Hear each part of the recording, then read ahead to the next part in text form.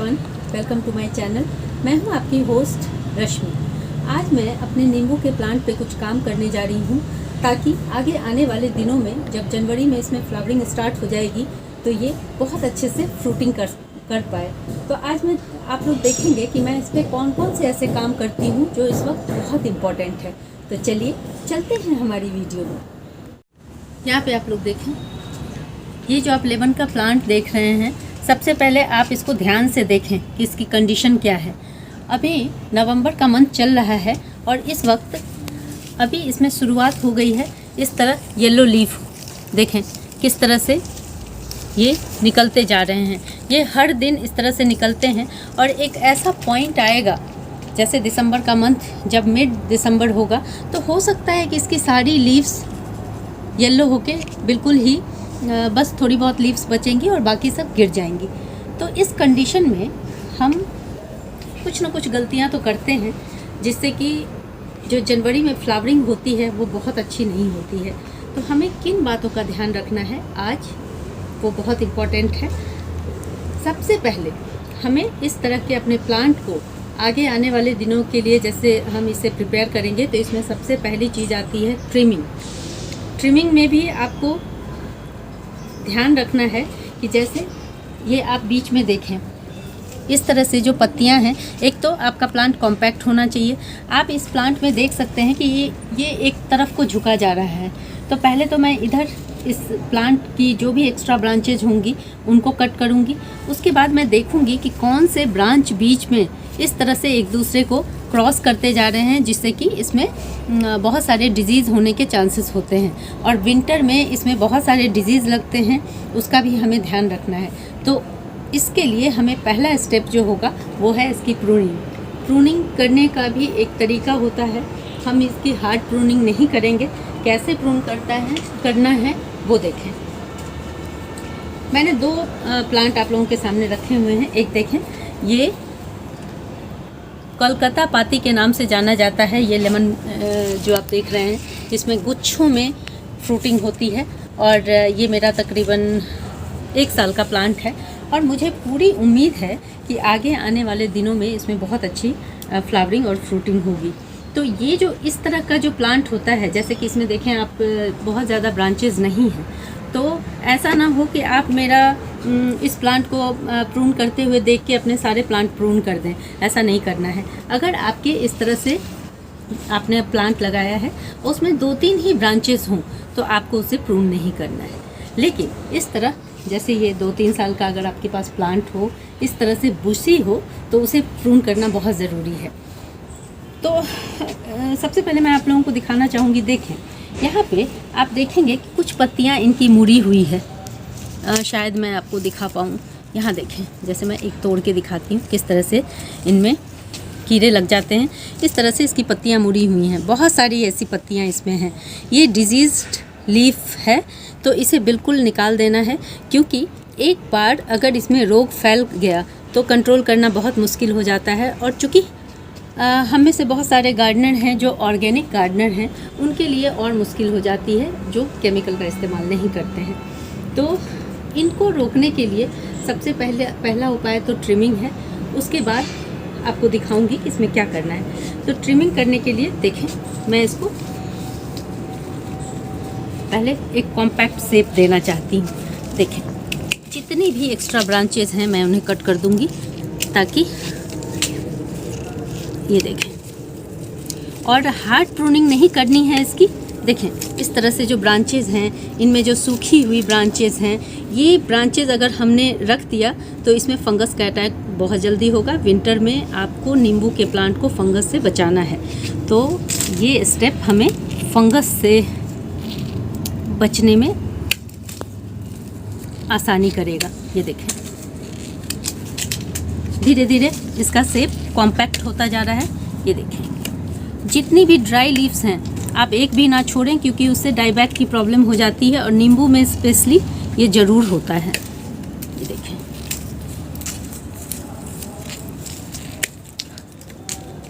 देखें मैंने बहुत सारे ब्रांचेस इसके कट कर दिए हैं। अब हमें क्या देखना है, देखें इसमें एयर का सर्कुलेशन होना बहुत ज़रूरी है।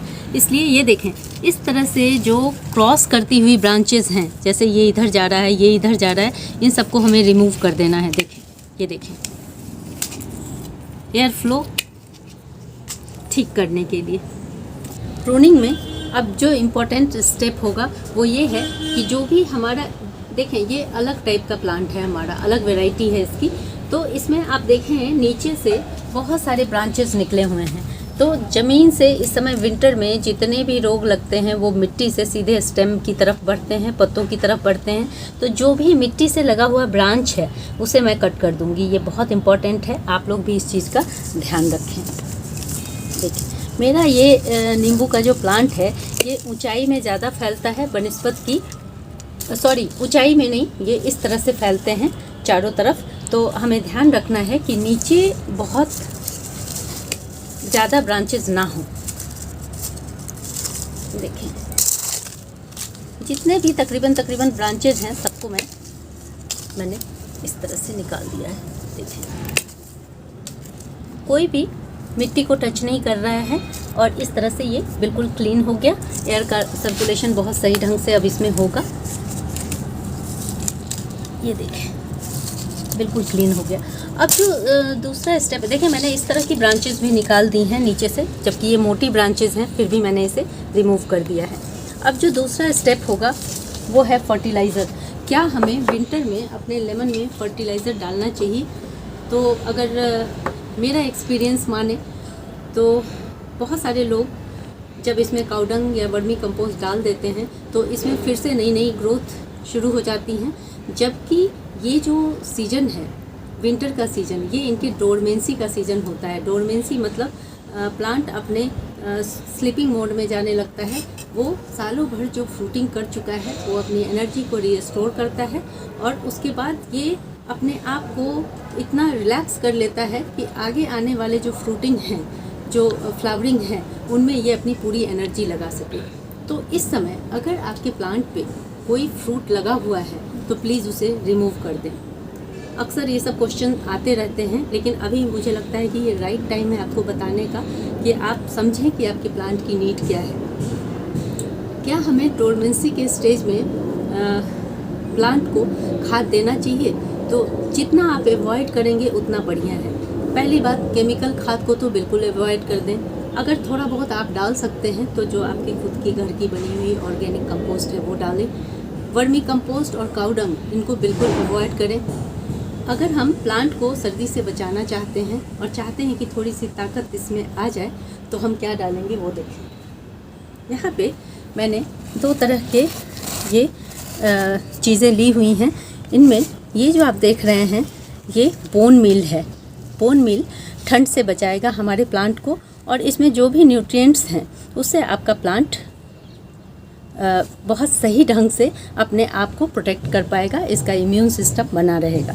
दूसरी चीज़ है ये नीम की खली, ये हम थोड़ा सा डाल देंगे जिससे कि जो भी विंटर के टाइम में मॉइस्चर बहुत ज़्यादा होने की वजह से, इन्वायरमेंट में मॉइस्चर बहुत होता है, मिट्टी में तकरीबन मॉइस्चर रहता ही है, तो उससे रूट को हमारे बहुत नुकसान पहुंचता है।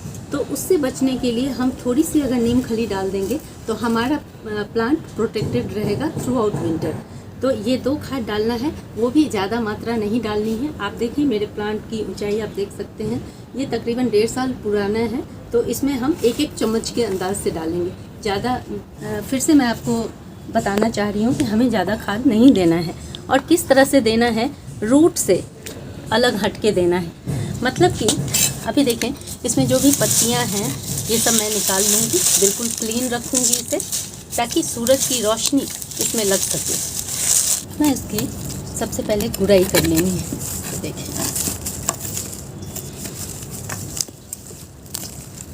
देखें अभी भी मेरी मिट्टी में मॉइस्चर बना हुआ है। ये देखें,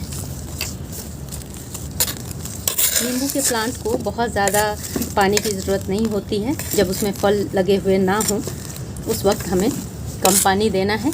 जब उसमें फ्रूटिंग होती रहती है तब इसके मिट्टी को हमेशा मॉइस्ट रखना चाहिए। ये देखें, अब मैं इसमें किनारे किनारे इस खाद को दूंगी। देखें इस तरह से हमने रूट से थोड़ा सा अलग, बिल्कुल एकदम रिम पे हमें इसे डालना है। अगर आप बोन मील नहीं डालना चाहते हैं तो आप सिंगल सुपर फॉस्फेट डाल सकते हैं, आप मार्बल पाउडर डाल सकते हैं, और आपको मात्रा तकरीबन इतनी ही लेनी है। 1 से 2 चम्मच इतने बड़े प्लांट के लिए सफिशिएंट है। तो इस तरह से हम किनारे किनारे डालेंगे इसे। देखिए, थोड़ी सी नीम खली भी हमें डाल देना है। मिट्टी को इस तरह से हाथों से ही मिला लेना है ताकि ये हमारी मिट्टी के साथ मिक्स हो जाए किनारे किनारे, बस। और मेरी मिट्टी इस वक्त बिल्कुल मॉइस्ट है, इसलिए मैं इसमें पानी नहीं डालूँगी। अगर आपकी मिट्टी बिल्कुल ड्राई है तो आप इसमें पानी ज़रूर डालें खाद डालने के बाद।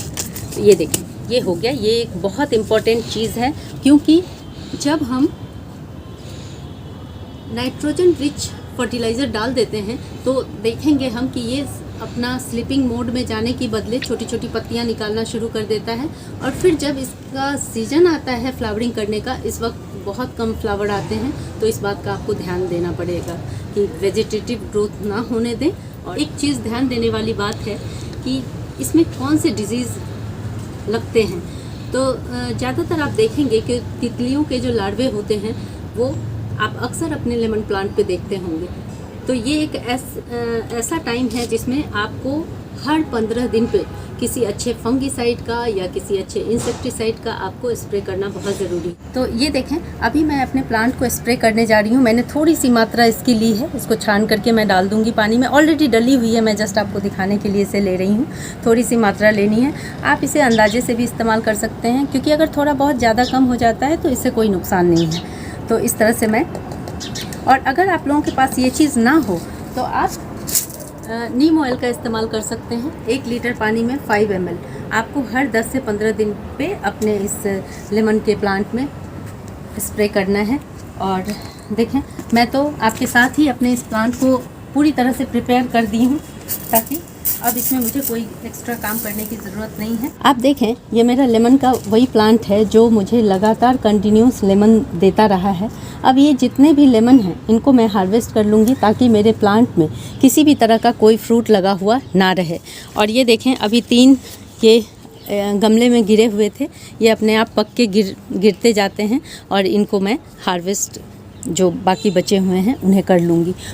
अगर आप लोगों को मेरी ये वीडियो पसंद आती है तो प्लीज़ इसे लाइक, शेयर एंड सब्सक्राइब करना ना भूलें। बेल बटन को ज़रूर दबाएं। Live nature, love nature. Thank you.